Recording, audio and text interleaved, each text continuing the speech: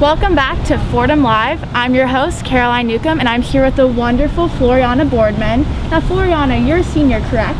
Yes, I am. What made you choose Fordham 4 years ago?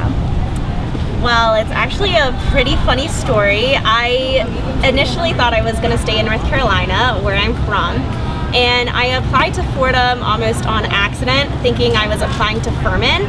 And I kid you not, and I applied anyways because I realized halfway through when they asked me what campus I wanted to be on, and so I was like, okay, I'm just gonna apply. And I applied. That is so funny.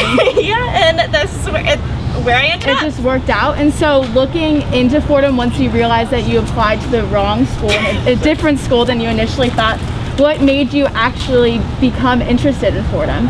So Fordham was a lot of what I wanted in a school. I wanted a small, more liberal arts college that just cared about its students. And I felt like I didn't see that at UNC or at NC State, which is where my parents wanted me to go. They wanted me to stay in state. But I ended up here, and I'm really happy I did. That's awesome. I'm also from a state that is not tri-state, so I totally understand what you're saying. And what is something that you would like to give some advice to an incoming freshman here at Fordham, especially with unprecedented times? Yes.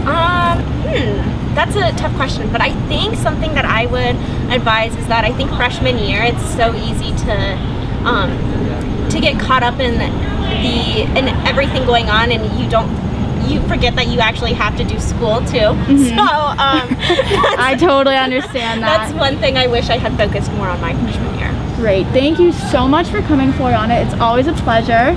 Coming up next week, we're going to be interviewing Father McShane following COVID, his first interview since.